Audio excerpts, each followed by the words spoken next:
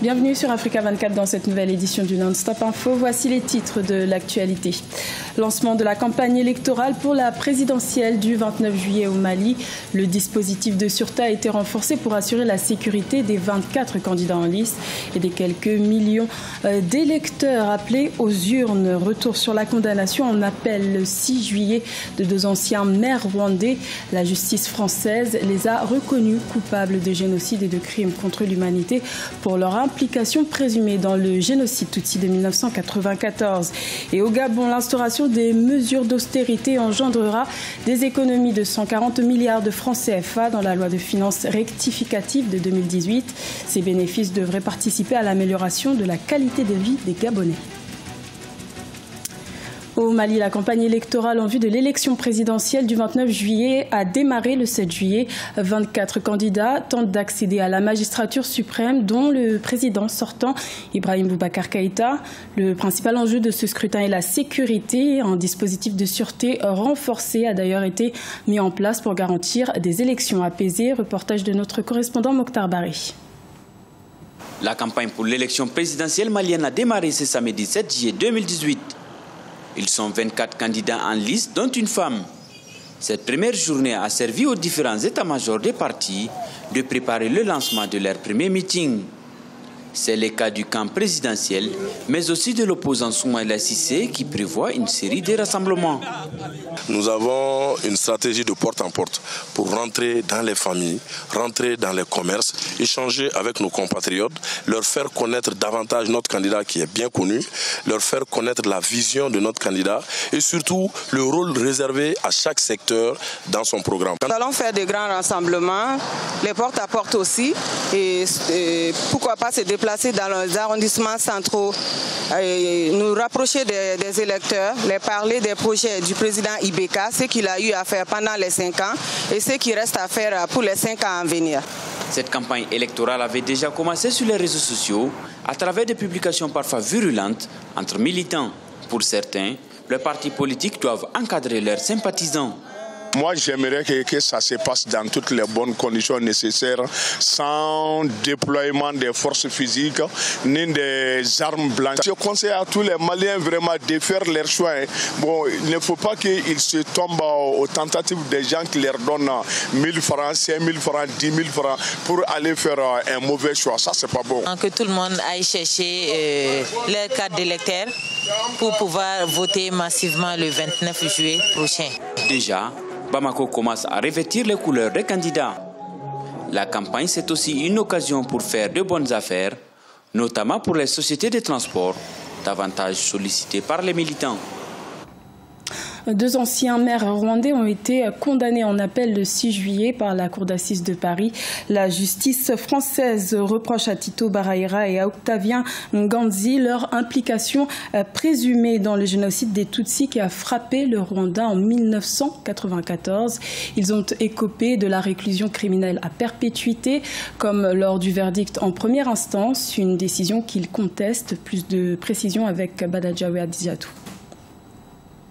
Tito Barahira et Octavien Nganzi écopent d'une réclusion criminelle à perpétuité par la Cour d'assises de Paris. Les faits remontent à avril 1994 lors du génocide rwandais. À l'époque, les deux hommes étaient des responsables administratifs de Kabarondo dans l'est du Rwanda et ils auraient été au cœur du massacre des Tutsis dans la préfecture de Kibongo. Après plus de 9 semaines de procès, les deux hommes n'ont eu de cesse de clamer leur innocence. Quant à la colère, j'ai pu constater en réalité que le leitmotiv des témoins qui venaient, le besoin de savoir la vérité pour construire et vivre ensemble comme avant. Le déroulé des événements par les témoins lors de ce procès a été un rappel de tristes souvenirs. La Cour, elle, s'est inquiétée de l'attitude des accusés qui à aucun moment n'ont exprimé leur ressenti. On est évidemment satisfait, je crois, que justice a été rendue. La défense a très souvent essayé d'amener les discussions sur le rôle de la France, sur le régime de Kigali, mais nous n'imaginions pas une issue différente du premier procès. Tito Barahira et Octavien Nganzi purgeront leur peine dans les cellules de Fresnes et de Fleury-Mérogis en France. L'ONU a estimé à plus de 800 000 le nombre de victimes en majorité Tutsi lors du génocide rwandais qui a duré 3 mois 10 jours en 1994. Au Gabon, des mesures d'austérité ont été prises le 21 juin 2018 pour réduire le train de vie de l'État. Cette cure devrait permettre des économies de 140 milliards de francs CFA dans la loi de finances rectificative 2018. Les bénéfices engendrés devraient être investis dans des domaines comme l'éducation, la santé ou encore le logement. Nathalie Mo. Le gouvernement gabonais espère faire des économies de 140 milliards de francs CFA grâce aux mesures de réduction du train de vie de l'État. Pour le ministre gabonais du Budget et des Comptes publics, Jean-Philippe Otando, ces réserves financières seront consacrées à l'investissement dans l'éducation, la santé et le logement. Les investissements devraient davantage s'orienter vers la réfection des structures d'accueil existantes et la construction de nouveaux établissements. Il conviendrait toutefois de développer la construction de centres de santé de proximité. Le Gabon a réduit ses dépenses publiques de 26% entre 2014 et 2017. Elles sont ainsi passées de 244 milliards de francs CFA à 179 milliards de francs CFA. Désormais, le pays appelle ses partenaires économiques étrangers à réduire leurs commandes adressées à l'État gabonais. En réduisant les commandes vis-à-vis de ses partenaires, l'État amorce une meilleure utilisation des deniers publics. Il serait davantage question de réorienter la dépense publique. Le gouvernement gabonais envisage de faire passer sa masse salariale de 710 milliards de francs CFA à 400 milliards de francs CFA par an d'ici 2021. Le Gabon souhaite atteindre le seuil de 35% de masse salariale conformément aux directives de la Communauté économique et monétaire de l'Afrique centrale.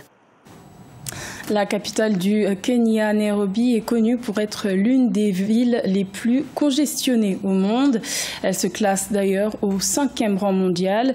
Le gouverneur du comté de Nairobi a donc décidé de mettre en place 2 jours par semaine sans voiture en 2 quartiers très fréquentés de la ville. Une initiative avec plusieurs objectifs, à savoir désengorger le trafic routier, améliorer la sécurité routière et limiter la pollution. Nathalie Mo.